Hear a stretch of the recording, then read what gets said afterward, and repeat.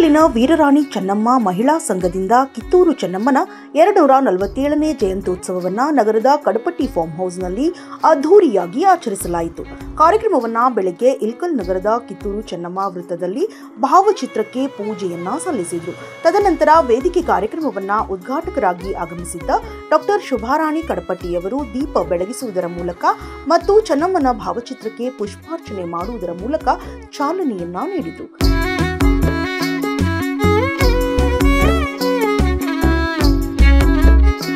ಸಂಘದ ಅಧ್ಯಕ್ಷೆ ರೇಣುಕಾ ದಿನ್ನಿ ಸ್ವಾಗತ ಮಾಡಿ ಪ್ರಾಸ್ತಾವಿಕವಾಗಿ ಮಾತನಾಡಿದರೆ, ಸಂಘದ ಉಪಾಧ್ಯಕ್ಷೆ ಲತಾ ಚಂದ್ರಹಾಸ್ ಹೇರೂರ್ ಚೆನ್ನಮ್ಮನ ಧೈರ್ಯ ನಮಗೆಲ್ಲ ಮಾದರಿ ಎಂದರು.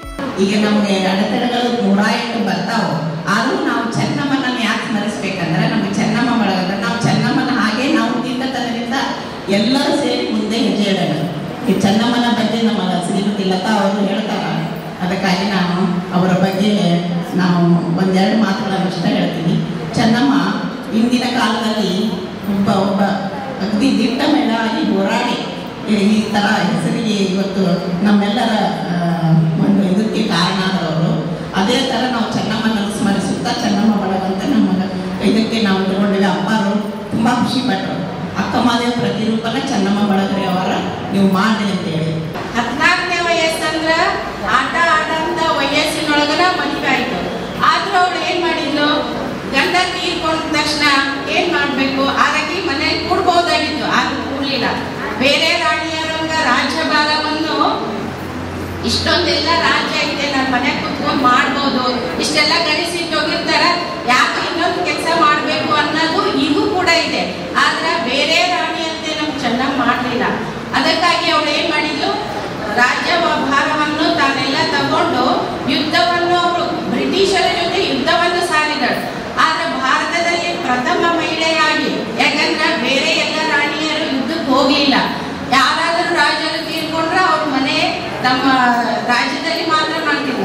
ಅವಳು ಎಂತ ನೀವು ಕೆಂಪು ಅದೆಲ್ಲ ಡೈಲಾಗ್, ಆಮೇಲೆ ನನಗಂತೂ ಡೈಲಾಗ್ ಅಷ್ಟು ಬರಲ್ಲ, ಹೇಳ್ತೀನಿ. ಅವಳು ಹೇಳಿದ್ಲು, ನೀವೇನಿಲ್ಲಿ ಹುಟ್ಟಿದ್ರ, ನೀವೇನು ಮೋಡಗಳನ್ನು ಧರಿಸಿ ನೀವು ಬಿತ್ತಿದ್ರ, ನೀವು ಬೆಳೆಯನ್ನು ಕೊಟ್ರ, ಯಾವುದು ಇಲ್ಲಲ್ಲ ಅಂತಂದು ಒಂದು ಕತ್ತಿ ಹಿಡ್ಕೊಂಡು ಕುದುರೆ ಮೇಲೆ ಮೆರೆದಂತ ಪ್ರಥಮ ಮಹಿಳೆ, ಅದು ನಮ್ಮ ಕರ್ನಾಟಕದ ಪ್ರಥಮ ಮಹಿಳೆ, ಭಾರತದ ಪ್ರಥಮ ಮಹಿಳೆ ಅಂತೇಳಿ ನಾವು ಹೆಮ್ಮೆಯಿಂದ ಹೇಳ್ಕೋಬಹುದು. ವೇದಿಕೆಯಲ್ಲಿ ಉಪನ್ಯಾಸಕರಾಗಿ ಆಗಮಿಸಿದ್ದ ಡಾಕ್ಟರ್ ರಾಗರತ್ನ ಭಾವಿಕಟ್ಟಿ ಮತ್ತು ಉದ್ಘಾಟಕರಾಗಿ ಆಗಮಿಸಿದ್ದ ಡಾಕ್ಟರ್ ಶುಭಾರಾಣಿ ಕಡಪಟ್ಟಿ ಅವರಿಗೆ ವೀರರಾಣಿ ಕಿತ್ತೂರು ಚೆನ್ನಮ್ಮ ಸಂಘದಿಂದ ಸನ್ಮಾನಿಸಿ ಗೌರವಿಸಲಾಯಿತು. ಸಂಘದ ಕಾರ್ಯಕ್ರಮಕ್ಕೆ ಸಹಾಯ ಹಸ್ತ ನೀಡಿದ ಮಹನೀಯರಿಗೂ ಸನ್ಮಾನಿಸಿ ಗೌರವಿಸಲಾಯಿತು. ಡಾಕ್ಟರ್ ಶುಭಾರಾಣಿ ಕಡಪಟ್ಟಿ ಮಾತನಾಡಿ ಮಹಿಳೆಯರ ಆರೋಗ್ಯದ ಬಗ್ಗೆ ಕಾಳಜಿ ವಹಿಸಲು ಸಲಹೆಯನ್ನ ನೀಡಿದರು.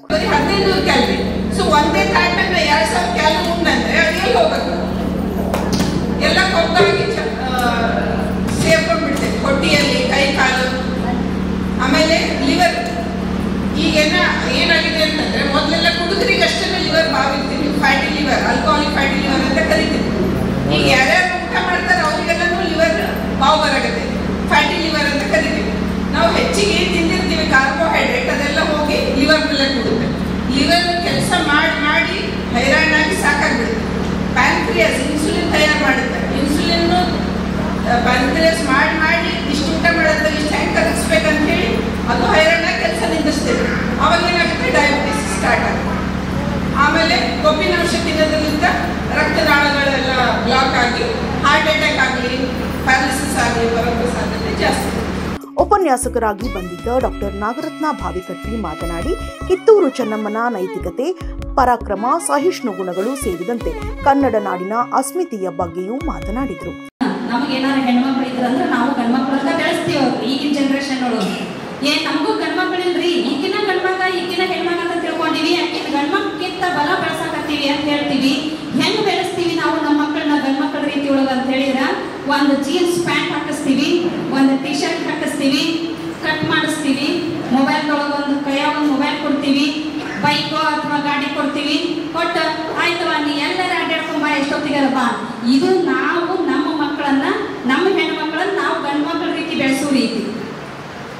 ಆದ್ರೆ ದುಳಪ್ಪ ದೇಸಾಯಿ ಅವರು ಚೆನ್ನಮ್ಮನನ್ನ ಬೆಳೆಸಿದ್ರು. ಹೆಂಗ್ ಬೆಳೆಸಿದ್ರು ಅಂತ ಹೇಳಿದ್ರೆ, ಕೇವಲ ವೇಷಭೂಷಣದೊಳಗೆ ಅಷ್ಟ ಗಂಡ್ಮಕ್ಳ ರೂಪದೊಳಗೆ ಆಕೆ ಬೆಳೆಸಲಿಲ್ಲ. ಆಕಿನ ನರ ನಾಡಿಗಳಿಗೂ ಕೂಡ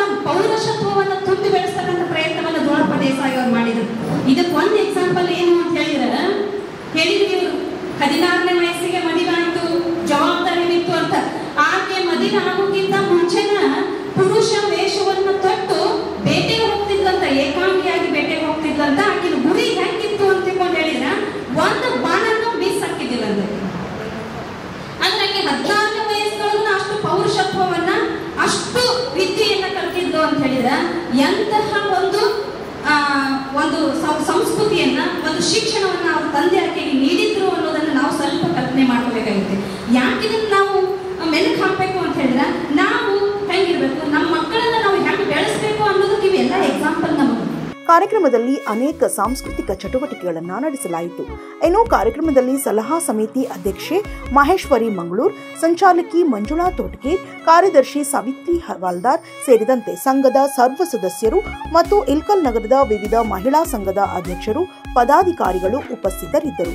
ಕಾರ್ಯಕ್ರಮದ ನಿರೂಪಣೆಯನ್ನ ಅನ್ನಪೂರ್ಣ ಬಾರಿಗಿಡದ್ ಮತ್ತು ವಂದನಾರ್ಪಣೆಯನ್ನ ನಾಗರತ್ನ ಬೊಮ್ಮಸಾಗರ್ ಮತ್ತು ವಿದ್ಯಾ ಜಾಪ್ಕಲ್ ನಡೆಸಿಕೊಟ್ಟರು.